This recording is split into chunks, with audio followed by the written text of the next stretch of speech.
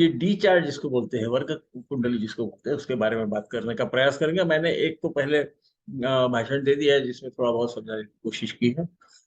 ऐसा आप समझदार हो, और फिर भी हम लोगों की आदत रहती है कुछ न कुछ समझाने की कोशिश करना, वो मैं करते रहता हूँ। तो आज हम ये देखेंगे कि ये होरा चक्र से, जिसको हम होरा कुंडली कहते हैं, ये D2 कहते हैं अंग्रेजी में, उसमें हमें और क्या मालूमात मिलती है ना, क्योंकि राशि चक्र से हमें सब कुछ समझ आता है, इसमें कोई शक नहीं है। राशि चक्र ये पूरा हिस्सा है, पूरा शरीर है, और ये होरा आदि जो है वो उसके अलग अलग अंग है। परंतु जैसा हो रहा है, तो वो धन की बात करते हैं, तो धन की बात करते हैं मतलब द्वितीय भाव का उसको बड़ा करके, जिसको हम एक्सपांड बोल सकते हैं, उसको विस्तृत करके उसकी भी कुंडली बना दें, इस प्रकार से उसे समझिए। यहाँ पर जैसे कि मैंने कहा कि दो चीजें ख्याल में रखना है कि हमें राशि दृष्टि देखना है। इसका कारण ऐसा है कि ग्रह दृष्टि ये अंशों में रहती है ना।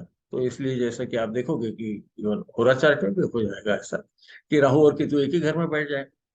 वो रहते तो नहीं है, हमें मालूम है 180 अंश एक दूसरे से दूर रहते हैं। इसी प्रकार से इसके कारण मुझे ऐसा लगता है वही कि यहाँ पर राशि दृष्टि दिखना चाहिए। क्या इसे अकेला एक चक्र करके उसका हम विश्लेषण कर सकते हैं? शायद कर सकते हैं, परंतु शायद वो दिखने की पद्धति अलग हो। मेरा ऐसा मानना है कि यहाँ पर वो जो भी भाव है, वो भाव उसे हम होरा चक्र में देखेंगे। होरा का जो कुंडली है उसमें देखेंगे, उसका कारक क्या है उसे देखेंगे, है ना, उसका अधिपति कौन है उसे देखेंगे, और उस पे प्रभाव क्या है देखकर जातक के संपत्ति के बारे में कुछ थोड़ा जो है हमें मालूम, उससे भी थोड़ा ज्यादा देखने की कोशिश करेंगे। इसलिए मैंने क्या किया, मैं सोच रहा हूँ कि मैं इस प्रकार से सभी 16 जो कुंडलियां हैं उसमें से जो षोडश वर्ग है, 16 अलग अलग प्रकार से इनको देखा जाता है। एक राशि चक्र के, एक राशि के अनेक भाग करके उसको देखा जाता है। उसमें काफी मतभेद है, जैसा होरा लग्न जो है या होरा चक्र जो है, उसमें कुछ लोग कर्क राशि में सब कुछ ग्रह और कुछ ग्रह केवल सिंह राशि में डालते हैं। परंतु मुझे ऐसा लगता है, पाराशर जी ने कहा है परिवृत्ति द्वय, कि 2 बार घूमने के बाद में 24 होरा रहते हैं, इस प्रकार से उन्होंने कहा है। तो मैं उसी प्रकार से उसको देखता हूँ, ताकि कहीं किसी को ऐसा ना लगे मैं मेरे दिमाग से कुछ कर रहा हूँ, कुछ नहीं। वो जो हमारे ऋषियों ने दिया उसी को मैं उसी का अनुकरण मैं करता हूँ, मैं उसी में विश्वास रखता हूँ। तो क्योंकि कई जगह कहा गया है, आप जैमिनी वगैरह में भी देखोगे कि उसके इस भाव पे फलाना ग्रह दिखता होगा, तो ऐसा होगा नहीं, है ना। क्योंकि आप कर्क राशि और जो हमारी सिंह राशि, उसी में जो 2 ग्रह डाल के आमने सामने दिखाते हैं, उस वक्त सभी ग्रह एक दूसरे को देखते रहेंगे तो सभी राजा होंगे, ऐसा होता नहीं। तो उसे हम छोड़ देते हैं। तो मैंने क्या किया है इसके लिए, वॉरेन बफेट नाम की जो एक व्यक्ति थी, जो आप सभी जानते हैं कि जो शेयर बाजार में, सट्टे बाजार में बड़े प्रसिद्ध है, बहुत सारी उन्होंने संपत्ति अर्जित की है। तो उनका राशि चक्र और पूरा चक्र देखेंगे, इसे हर वक्त उनका राशि चक्र भी और दूसरा जो वर्ग चक्र है उसे देखते जाएंगे, और देखेंगे कि यहाँ तो कुछ दिख रहा है, यहाँ थोड़ा सा ज्यादा दिख रहा है। मुझे इतना ही पर्याप्त लगता है। फिर ऐसा है कि जैसा हम षोडश वर्गों में जाने लगते हैं, D16 जिसको बोलते हैं, षष्ठ्यांश जिसे बोलते हैं, वहां पर 2-2 मिनट से लग्न बदल जाता है। तो इतना समय कई बार सही नहीं रहता, तो इसलिए इसको सोच समझ के ही करना। दूसरा ऐसा है कि इसको षड वर्ग, सप्त वर्ग, दश वर्ग और षोडश वर्ग बल ऐसा देखा जाता है 4 विभागों में। मतलब 6 कुंडलियां जो है अलग अलग टाइप की वर्ग प्रकार की, उनको इकट्ठा करके जो देखा जाता है उसको हम षडवर्ग कहते हैं। फिर सप्तवर्ग कहते हैं। यहाँ पर हर ग्रह को कुछ शक्ति दी है। हर अ, ग्रह की जो शक्ति है वो उच्च स्थान में है या स्वगृह में तो 20, है ना, इस प्रकार से दी जाती है। अधिमित्र के घर में हो तो 18, ऐसा 20 अंकों में उसको 20 में से कितने अंक मिलते हैं ये बताया जाता है। और फिर इसमें भी राशि जो है, मतलब जो हम जिसे जन्म लग्न कुंडली कहेंगे, उसको ज्यादा अंक दिए रहते हैं, है ना, उसको 3.5 3 इस प्रकार से देते हैं तो पूरे 20 में। और नवमांश को भी करीबन उतने ही मिलते हैं, और बाकी वर्गों में अलग अलग रहते हैं। ये सप्त वर्ग में बदल जाते हैं, षोडश वर्ग में बदल जाते हैं। तो मैंने ऐसा किया है कि जहां पर उस वर्ग कुंडली को ज्यादा अंक मिलते हो, उसको आप पाराशरी में देख लेना, क्योंकि उतना समय भी आपको मालूम है, मैं 20 मिनट में समाप्त करने की इच्छा रखता हूँ, ताकि हमारा ध्यान लगा रहे। तो मैंने उस प्रकार से लिया है, क्योंकि ऐसा लगेगा कि ये तो षडवर्गों के अधिपत्य में ये है, जैसा समझो द्वादशांश है या त्रिशांश है, यहाँ सप्तवर्ग बल क्यों लिया है? उसका कारण केवल इतना है कि सप्तवर्ग बल में उसको ज्यादा अंक दिए गए हैं, है ना। उसको अंक ज्यादा मिलने से क्या होता है कि स्ववर्ग और विश्व वर्ग ऐसे दो प्रकार से बताए गए हैं। तो उसे समझ लेना कि कोई वर्ग कुंडली में उसको कितने मिलेंगे वगैरह, इस प्रकार से रहता है। उनका गुणाकार करना, उसको 20 से भाग दे देना, ऐसा करके ग्रह की षडवर्ग षडवर्गज आदि शक्तियां देती है। जहां जिस वर्ग को ज्यादा शक्ति मिलती है, वो वर्ग का बल मैंने लिया है, क्योंकि 20 में से उसका जो अ, हम छाया बोल सकते हैं, या उसका जो अधिकार है वो ज्यादा है। जैसा 20 नंबर में से यदि एक किसी वर्ग को 5 नंबर मिल रहा है, तो उसको एक चौथाई पे उसका हिस्सा, उसका प्रभाव जाता है उस वक्त। वो जो भी आयुष्य की जो भी भाग होगा जिसके बारे में वो वर्ग बताता है, जो पाराशर जी ने दिया है, भाई यहाँ उसको बोलता नहीं, आप लोगों को मालूम। तो ये धन की बात है। तो मैं ऐसा करता हूँ अभी कि अ, उनका जो राशि चक्र है, तो उसको मैंने अपने ढंग से थोड़ा बहुत बढ़ाया है। वो दिखने में अच्छा नहीं दिखे तो मुझे क्षमा कीजिए। नीचे में मैंने उसका षडबल भी दिखाया है। तो देखिए, हम देखेंगे उसको, है ना। तो मैं उसको शेयर करना बोलते हैं वो करता हूँ। तो अब क्या होता है इसमें कि आप देखिए, वारेन बफेट की ये राशि चक्र है। इनका राशि चक्र में धनु लग्न है। गुरु खुद अपने लग्न को देख रहा है। मंगल जो है वो पंचमाधिपति होकर द्वितीय भाव को भी देख रहा है ना, उनके खुद के उच्च राशि को देख रहे हैं। शुक्र और बुध दशम भाव में होके बुध के कारण भद्र महापुरुष योग भी बना रहे हैं, है ना। सूर्य स्वग्रह में बैठे हुए हैं। तो हम तो समझ सकते हैं कि अच्छा, ये तो काफी। फिर धनेश जो है और पराक्रमेश जो है वो लग्न में बैठा है। ऐसा आदमी खुद के बलबूते पे या खुद के पराक्रम के ऊपर पैसा कमाता है। 11वें में केतु बैठा है, इसकी तरफ भी हमें ध्यान देना चाहिए। फिर शनि महाराज लग्न में बैठने से वो वक्री है।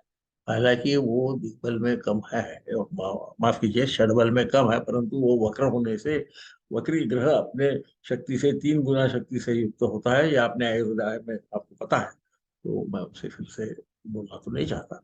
तो हम ये समझ सकते हैं कि ठीक है, ये इंसान काफी पैसे वैसे इसने कमाए होंगे, क्योंकि गुरु जो है वो 11वें पे आय स्थान पे देख, है ना।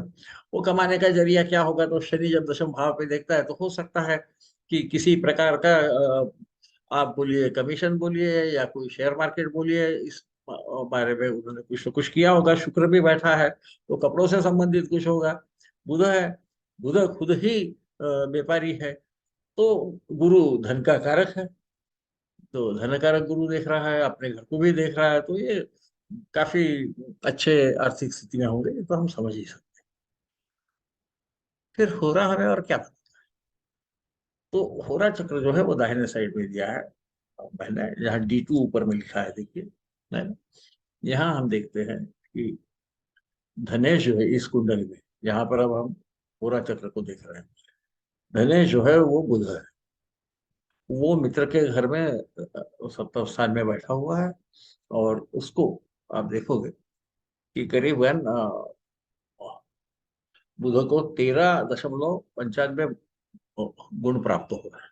ऐसा कहा गया है कि 5 या उससे कम, यानी निकृष्ट को बहुत फल नहीं मिलेगा, 5 से 10 बहुत ही कम फल मिलेगा, 10 से 15 मध्यम फल मिलेगा, और 15 के ऊपर अत्युत्कृष्ट फल मिलेगा, इस प्रकार से कहा गया है। आप नीचे देख रहे हैं, पढ़ रहे हैं कि सूर्य को 17.90 है। चंद्र को भी 11.30 है। चंद्र हमारे 11वें भाव में बैठा है, आय भाव में बैठा है। है ना। उसके बाद में गुरु जो है, जो धन का कारक है, वो धन स्थान में ही बैठा है, और उसको 11.05 शक्ति अर्जित उसने की है। शुक्र जो दशमाधिपति है, इसका मतलब धन के लिए क्या कर्म करेगा ना? ये क्योंकि पूरा चक्र ये धन के बारे में बोल रहा है। तो धन का कर्म दशम भाव से, धन इटसेल्फ जो है उसको हम लग्न भाव पकड़ेंगे। धन, संचित धन कहाँ से हुआ, तो हम द्वितीय भाव और तृतीय भाव इसको पकड़ेंगे, है ना? इस प्रकार से हमको उसको करना है। यही प्रकार आगे भी चलते रहेगा। मैं फिर से बोलूंगा या कभी नहीं भी बोलूंगा तो मुझे माफ कर देना, इसे फिर से सुन लेना। मैं जल्दबाजी में आपको लग रहा होगा जरा जल्दी हो रहा है। तो देखिए यहाँ पे हम ऐसा देख रहे हैं कि हमें मालूम है राशि दृष्टि कैसी है। द्विस्वभाव राशियां एक दूसरे पे दृष्टि डालती है, उसमें से ग्रह भी उन पे दृष्टि डालते हैं। अब यहाँ हम देख रहे हैं कि धन का कारक जो गुरु है, वो चंद्र पे, सूर्य पे, सूर्य 17.90 है, सूर्य ये लग्नाधिपति है। धन कमाने का जो उसकी प्रकृति है, उसके जो व्यक्तिमत्व है, उसका वो स्वामी है ना। वो पंचम भाव में स्थित है अपने पितर के राशि में होने से, नैसर्गिक है कि उसके उसको बल मिल गया। और पंचधा मैत्री यहाँ देखते हैं, मैंने ज्यादा उसको डिटेल में इसलिए नहीं लिया कि आप लोग समझ सकते हैं इसको देख के, राशि चक्र को देख के कि क्यों दिए हैं नंबर। तो वो शुक्र को भी देखते हैं, जो दशमाधिपति है, यानी कर्म का अधिपति है किसके, संचित धन कमाने के कर्म का अधिपति जो है, उसको देखते हैं। तो ये चारों एक दूसरे को देखते हैं। यहाँ हमें समझ में आता है गुरु जो है वो धन होने से, आपको मालूम है कि जो हम से क्या कह सकते हैं, कोष बोलते हैं, है ना, कोष का अधिकारी। तो इसका मतलब पैसों से संबंधित जो भी चीज है, धन से संबंधित है, उस पर उसका अधिकार है। बैंक्स वगैरह जो रहती है हमारे, है ना, तो उस पर भी उसका आधिपत्य होता है। चंद्र पानी का स्वामी है, बाहर विशेष होकर वहाँ वो 11वें भाव में बैठा है, बाहर भी कुछ कर सकते हैं। मूल प्रकृति शनि से संबंधित है, जो कि उसकी उसको हम बोलते हैं सट्टा बाजार बोल सकते हैं आप, पर शेयर मार्केट कहा जाता है उसको आजकल। तो उसमें महर्गता वगैरह, जो अर्घ मार्तंड वगैरह आपने सुना होगा यदि शब्द, तो अर्घ उसी को कहते हैं। तो वो मूल उसका काम करने का तरीका है। बुध जहां पर भी अपनी दृष्टि डालता है, उस भाव को शक्तिशाली करता है। परंतु यहाँ क्या हो रहा है, यहाँ आपको ऐसा दिखने में तो लगता है कि बुध लग्न पे देख रहा है, पर वो लग्न पे नहीं देख सकता, क्योंकि स्थिर राशि को उसका जो दृष्टि है वो नवम भाव पे पड़ेगी, उसकी दृष्टि पंचम भाव पे पड़ेगी। बुध की दृष्टि अच्छी मानी जाती है, आपको पता है। अब ये क्या करेंगे, वैसे ही गुरु की है, इस वजह से वो जो चारों केंद्र है, जहां से जिस प्रकार से उन्होंने काम किया, वो सब उसमें आ गए।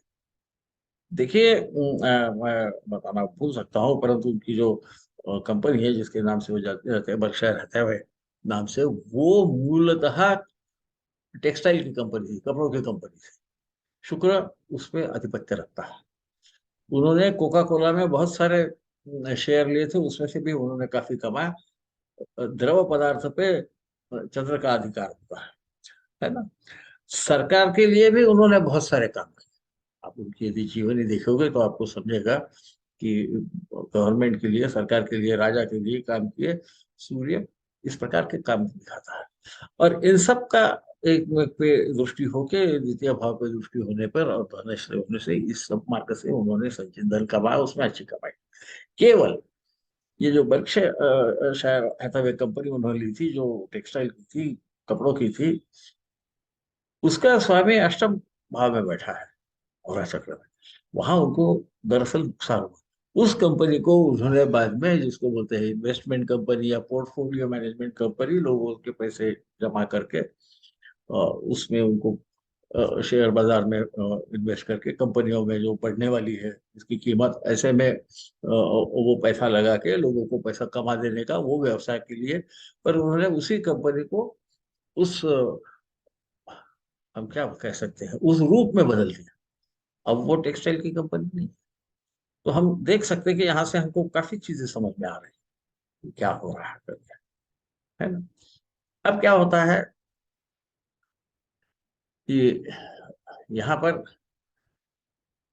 नवम भाव से राहु और केतु, इसीलिए मैं राशि दृष्टि की बात करता हूँ। यहाँ आप दृष्टि देखोगे कैसे, है ना, ये एक दूसरे के सामने रहते हैं। ऐसा वर्ग कुंडली में हर वक्त नहीं होता, कभी होता है कभी नहीं। तो केतु जो है, इनकी दृष्टि जो पड़ रही है अभी, तो ये क्या कर रहे हैं, सप्तम भाव पे देखते हैं, है ना। चर राशि स्थिर राशि को, अपने को एकदम लगती जो स्थिर राशि, उसको छोड़ के दृष्टि रखती है। इस वजह से उसकी सप्तम भाव पे दृष्टि जा रही है, जहाँ पे बुध है तो बुध पे की दृष्टि। अब यहाँ केतु और राहु होने से क्या हुआ, उन्होंने अपने, केतु आपको मालूम है कोई भी चीज छोड़ सकता है, उसको कोई उसमें आपत्ति नहीं होती, है ना। लग्न में मंगल बैठे हैं, चंद्र जो है वो 12वें का स्वामी होकर 11वें में बैठे, तो ये आए हुए पैसे का व्यय भी कर सकते हैं। इन्होंने अपनी जो संपत्ति थी उसका 99%, क्योंकि ये केतु ये शक्तिशाली, केतु 13.90 अंश उसको पॉइंट्स मिले, उसको गुण मिले हैं, है ना, तो वो शक्तिशाली है, वो अच्छा, वो अच्छे फल दे सकता है। जिस प्रकार से पाराशर जी ने हमें फलों का बात बताई है उससे, तो ये जो केतु है, ये चतुर्थ भाव पे भी देखता है, मकान भी ले सकता है ना? ये अपना अपना कुछ ना कुछ अच्छा परिणाम तो वहां दिखाएगा, इसमें कोई शक नहीं है हमको, कोई चिंता की भी बात नहीं और शंका भी आने की बात नहीं। यही केतु लग्न पे भी दृष्टि डाल रहा है ना, चर लग्न से। वहाँ क्या है, वहाँ शनि भी है और मंगल भी है। अब ये मंगल जो है, ये हमने देखा 8.75, तो ये कभी कभी इतने धन कमाने के बाद में भी देने की इच्छा हो सकती है, क्योंकि वो खेती। और राहु जो है, ये 9.5 उनको अंक मिलते हैं, वो कमी है। तो जैसा यहाँ से कमाना भी दिख रहा है अलग अलग मार्ग से, केतु है तो बीच बीच में कमाना, बीच बीच में नहीं कमाना, ये उसका एक जो प्रकार है। हर चीज बीच कुछ देर करता है फिर छोड़ता है, तो ये शेयर मार्केट से तो बिल्कुल बढ़िया उसका संबंध आता है, वहां कोई तकलीफ नहीं। तो इन्होंने अपनी जो संपत्ति अर्जित की, बहुत सारी संपत्ति अर्जित की, उसमें की करीबन 99% बिल गेट्स फाउंडेशन को दान कर दी। उसमें भी खुद का नाम नहीं, उन्होंने बोला आप ही करो, ये मैं पैसा दे रहा हूँ।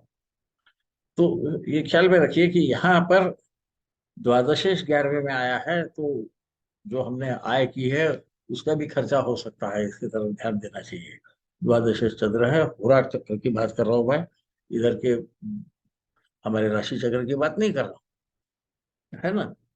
और स्वभाव भी वैसे ही है।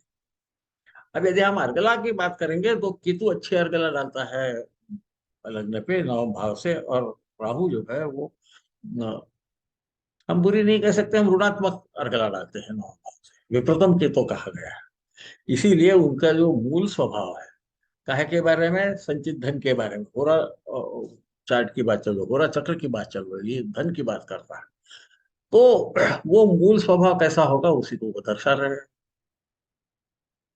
इस वजह से इस इंसान को वो बहुत कमाएगा भी, पर कमाने के बाद में वो दान भी काफी कर सकता है, क्योंकि वो उतना पैसा उसको अपने पास रखने के लिए इच्छा नहीं देगा, ऐसा आप बोल सकते हैं, क्योंकि आखिर में ग्रह जो है वो हमारे मस्तिष्क पे काम करते हैं, और उस प्रकार से हम हमारा कर्म करते हैं। इतना करके मैं आपकी विदा लेता हूँ। ये थोड़ा कठिन या अटपटा लगा होगा तो मुझे जरूर बताइए, तो मैं यही विराम दे दूंगा। आगे मैं बाकी जो वर्ग चक्र है उसके बारे में आपका दिमाग ज्यादा, उसको तकलीफ नहीं दूंगा। और आपको मालूम है कि मुझे कोई बुरा वगैरह नहीं लगता किसी ने कहा ये ठीक नहीं रहा करके, परंतु यहाँ आप इसको समझने की कोशिश करिए कि जब आप वहां पे, जैसे ही आप राशि दृष्टि का प्रयोग शुरू करते हैं, आपको नई चीजें देखना चालू हो जाता है ना। हमें लगता है कि नहीं देखता, धनाधिपति उधर भी 12वें पे देख रहा है, तो धन देने की भी इच्छा हो जाए, कहाँ देगी, तो बाहर किसी को दे देंगे, है ना। इस प्रकार से हमें इसको यदि सोचे, तो ये शायद ठीक रहेगा। ये कोई एक ही तरीका है ऐसा मैं नहीं बोलता, काफी विद्वान इसको, जैसा लग्न कुंडली हम देखते हैं वैसे ही देखते हैं, तो उसमें उनकी कोई गलती है वगैरह ऐसा मैं कभी नहीं बोलूंगा। मेरी आप तो अब लोग ये जानने लगे हैं, तो ऐसी कोई बात नहीं है ना। सभी केतु यदि नवम भाव में होगा तो वो किसी चीज पे काफी देर तक अपनी नजर गड़ाए रखता है, इसे ख्याल में रखिए। और ये नवम भाव में बैठा है पूरा, तो उस कारण से धन को बढ़ाते रहना ये उनका मूल स्वभाव है। और वो जो धन है वो न दिखाना ये भी स्वभाव है शनि लग्न का। तो जैसे आगे की कुंडलियां यदि आप लोगों ने इजाजत दी तो मैं आगे भी बाकी वर्ग चक्रों के बारे में बोलूंगा, उस समय हम इसके बारे में बोलेंगे।